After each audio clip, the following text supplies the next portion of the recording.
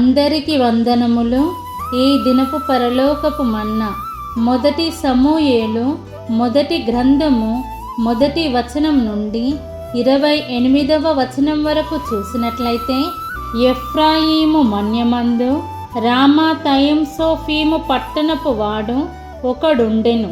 అతని పేరు ఎల్కానా.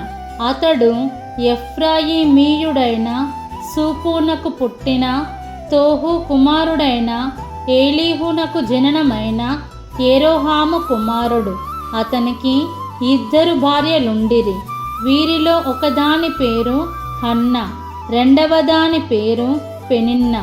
పెనిన్నాకు పిల్లలు కలిగిరి గాని హన్నాకు పిల్లలు లేకపోయిరి. ఇతడు షిలోహు నందున్న సైన్యముల కధిపతియగు యెహోవాకు మ్రొక్కుటకును బలి అర్పించుటకును ఏటేటా తన పట్టణము విడిచి అచ్చటికి పోవుచుండెను. ఆ కాలమున ఏలీ యొక్క 2 కుమారులగు హొఫ్నీ ఫీనెహాసులు యెహోవాకు యాజకులుగా నుండిరి.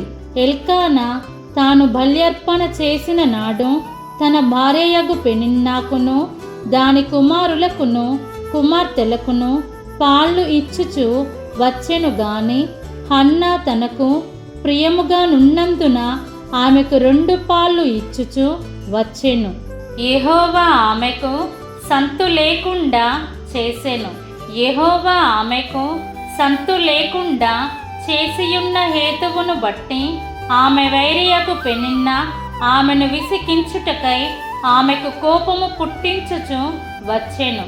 ఎల్కానా ఆమెకు ఏటేటా ఆ రీతిగా చేయుచు నుండగా హన్నా యెహోవా మందిరమునకు పోవునప్పుడెల్లా అది ఆమెకు కోపము పుట్టించెను గనుక ఆమె భోజనము చేయక ఏడ్చుచూ వచ్చెను. ఆమె పెనిమిటి అయిన ఎల్కానా, హన్నా, నీవెందుకు ఏడ్చుచున్నావు? నీవు భోజనము మానుట ఎలా? నీకు మనోవిచారమెందుకు కలిగినది?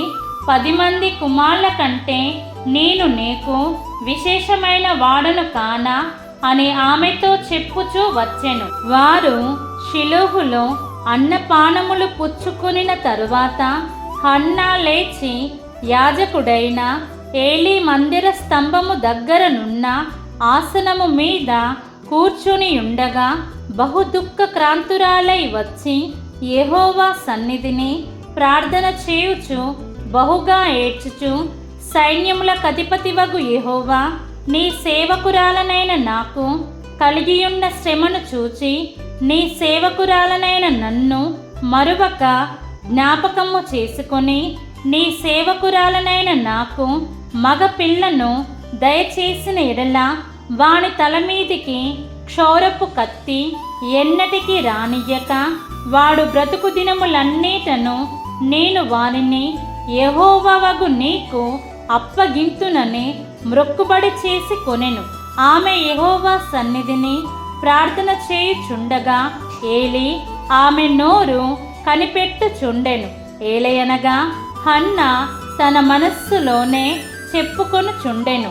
ఆమె పెదవులు మాత్రము కదులుచుండి ఆమె స్వరము వినబడకయుండెను గనుక ఏలీ ఆమె మత్తురాలై ఉన్నదనుకొని, ఎంతవరకు నీవు మత్తురాలవై యుందువు? నీవు ద్రాక్ష రసమును నీ యుద్ధ నుండి తీసివేయుమని చెప్పగా హన్నా, అది కాదు నా ఏలినవాడా, నేను మనోదుఃఖము గల దాననై యున్నాను. నేను ద్రాక్ష రసమునైనను మద్యమునైనను పానము చేయలేదు గాని నా ఆత్మను యెహోవా సన్నిధిని కుమ్మరించుకొనుచున్నాను. నీ సేవకురాలనైన నన్ను పనికి మాలిన దానిగా ఎంచవద్దు. అత్యంతమైన కోప కారణమును బట్టి బహుగా నిట్టూర్పులు విడుచుచు నాలో నేను దీని చెప్పుకొనుచుంటిననెను. అంతట ఏలీ, నీవు క్షేమముగా వెళ్ళుము. ఇశ్రాయేలు దేవునితో నీవు చేసుకొనిన మనవిని ఆయన దయచేయును గాక అని ఆమెతో చెప్పగా ఆమె అతనితో, నీ సేవకురాలనైన నేను నీ దృష్టికి కృపనొందుదును గాక అనెను. తరువాత ఆ స్త్రీ తన దారిని వెళ్ళిపోయి భోజనము చేయుచు నాట నుండి దుఃఖముఖిగా నుండుట మానెను. తరువాత వారు ఉదయమందు వేగిరమే లేచి యెహోవాకు మ్రొక్కి తిరిగి రామాలోని తమ ఇంటికి వచ్చిరి. అంతటా ఎల్కానా తన భార్యయగు హన్నాను కూడెను.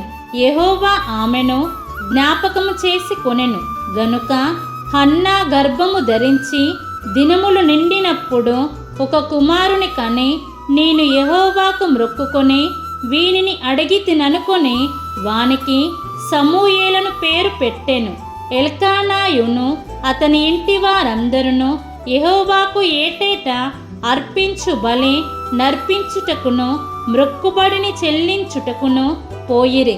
అయితే హన్నా బిడ్డ పాలు విడుచు వరకు నేను రాను, వాడు యెహోవా సన్నిధిని అగుపడి తిరిగి రాక అక్కడనే ఉండునట్లుగా నేను వాని తీసుకొని వత్తునని తన పెనిమిటితో చెప్పి వెళ్ళకయుండెను. కాబట్టి ఆమె పెనిమిటి అయిన ఎల్కానా, నీ దృష్టికి ఏది మంచిదో అది చేయుము, నీవు వానికి పాలు మాన్పించు వరకు నిలిచియుండుము, యెహోవా తన వాక్యమును స్థిరపరచునుగాక అని ఆమెతో అనెను. కాగా ఆమె అక్కడనే ఉండి తన కుమారునికి పాలు మాన్పించు వరకు అతన్ని పెంచుచుండెను. పాలు మాన్పించిన తరువాత అతడు ఇంకా చిన్నవాడై ఉండగా ఆమె ఆ బాలుని ఎత్తుకొని 3 కోడెలను, తూమెడు పిండిని, ద్రాక్షరసపు తిత్తిని తీసుకొని షిలోహులోని మందిరమునకు వచ్చెను. వారు ఒక కోడెను వధించి పిల్లవానిని ఏలీ యొద్దకు తీసుకుని వచ్చినప్పుడు ఆమె అతనితో ఇట్లనెను, నా ఏలినవాడా, నా ఏలినవాని ప్రాణము తోడు, నీ యొద్ద నిలిచి యెహోవాను ప్రార్థన చేసిన స్త్రీని నేనే. ఈ బిడ్డను దయచేయుమని యెహోవాతో నేను చేసిన మనవిని ఆయన నాకనుగ్రహించెను. కాబట్టి నేను ఆ బిడ్డను యెహోవాకు ప్రతిష్ఠించుచున్నాను. తాను బ్రతుకు దినములన్నిటను వాడు యెహోవాకు ప్రతిష్ఠితుడని చెప్పెను. అప్పుడు వాడు యెహోవాకు అక్కడనే మ్రొక్కెను. దీన్ని మనం అర్థం చేసుకున్నట్లయితే ఈ అధ్యాయములో సమూయేలు జనన వృత్తాంతము గురించి తెలుపడం జరిగింది. బాలుడైన సమూయేలును తల్లి తెచ్చి ఏలీ అనే యాజకునికి అప్పగిస్తుంది. మరియు హన్నా తన ప్రార్థన ద్వారా కుమారుని పొందుకుంది. అలాగే సమూయేలు బాల్యమందే దేవుని సేవకు నాజీరు చేయబడినాడు.